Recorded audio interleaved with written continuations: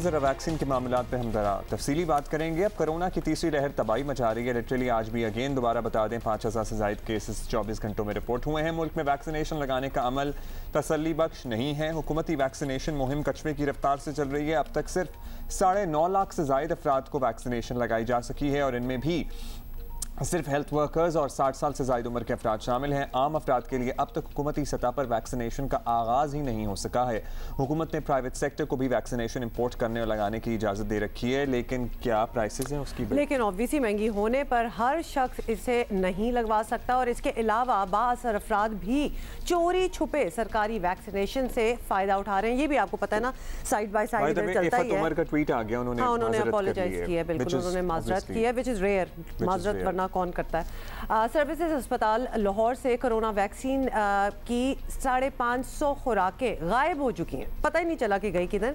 हुकूमती वजीर तारिक बशीर चीमा के अहले खाना के अलावा दीगर शख्सियात को भी वैक्सीन लगवाने की वीडियो सामने आई हैं और जिस पर हुकूमत ने इंक्वायरी करने का ऐलान भी किया था, मगर इसके बाद खामोशी है।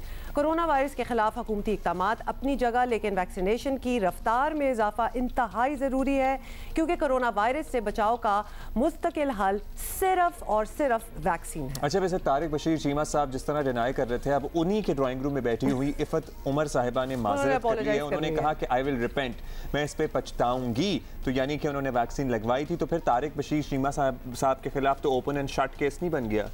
ऑफ कोर्स, लेकिन वो आपस में अब बात कर रहे होंगे, वो बशीर साहब कह रहे होंगे भाई तुमने क्यों कह दिया जब मैं बड़े गुस्से में डिनाई कर रहा था। तो हुकूमत ने जो इंक्वायरी करनी थी अब कर हाँ, तो अब तो एक सबूत मिल गया ना, एक विटनेस सामने आ गया। में बैठी हुई जिन खातून ने वैक्सीन लगवाई थी उन्होंने माजरत कर ली है।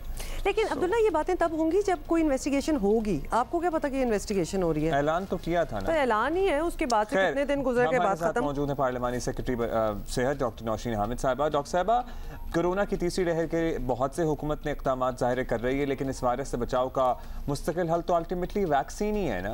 क्या है हुकूमत की स्ट्रैटेजी वैक्सीन की दस्तयाबी और लगाए जाने की रफ्तार से? आप लोग मुतमईन हैं?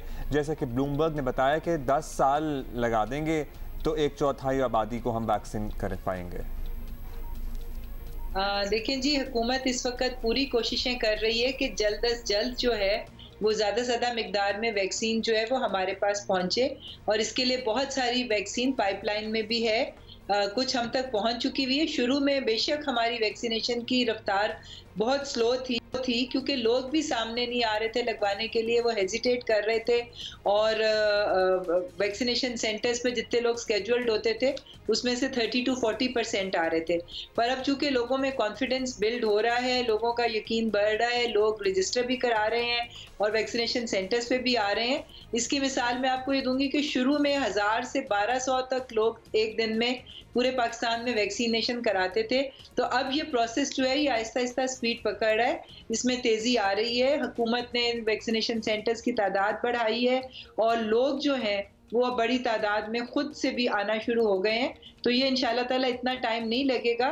हुकूमत ने जो आइंदा के हमारे ये अप्रैल में जून में मिलियंस ऑफ वैक्सीन जो हैं वो पाकिस्तान पहुंचेंगी इंशाल्लाह ताला, और तेज़ी से अब ये लगेंगी, और इंशाल्लाह हमें उम्मीद है कि हम अपने टारगेट को जल्दी अचीव कर लेंगे।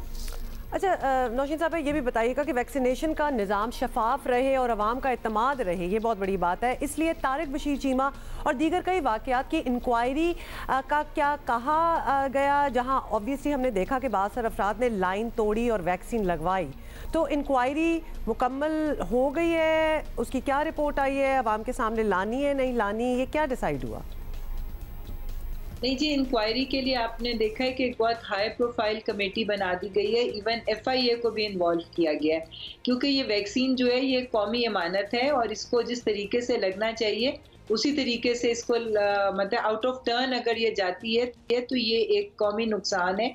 इसके लिए एक बहुत हाई लेवल की कमेटी बनाई गई है और इंशाल्लाह ताला वो सामने आ जाएगी। मगर आप इससे ये भी देखें कि हमारे सिस्टम्स ऐसे हैं कि अगर कहीं पर वैक्सीन मिसप्लेस होती है या गलत यूज़ होती है तो वो फौरी तौर पे वो चीज़ पकड़ी जाती है। निम्स का जो नेशनल इम्यूनाइजेशन मैनेजमेंट सिस्टम है उसके पास एक एक वैक्सीन का रिकॉर्ड मौजूद है और किसको लग रही है, कहाँ पे लग रही है, ये तमाम डेटा जो है ये ट्रेसेबल है। अब तो खैर ये तो बहुत मुश्किल नहीं होना चाहिए। अब तो उन्हीं के ख़ानदान में से या फैमिली फ्रेंड्स में से खातून ने एतराफ़ कर लिया है कि वैक्सीन लगी है उन्हें।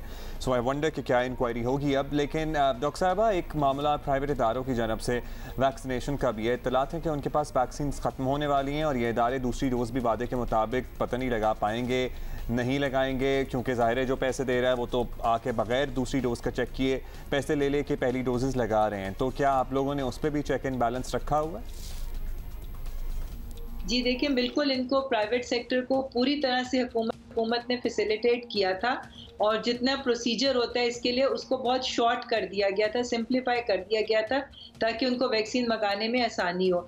ये वैक्सीन उन लोगों के लिए जो कि अफोर्ड कर सकते हैं वो और आउट ऑफ टर्न वो लगवाना चाहते हैं, क्योंकि हुकूमत तो एज वाइज चल रही है ना, पहले 60 था, 50 था, ग्रेजुअली नीचे जाएंगे।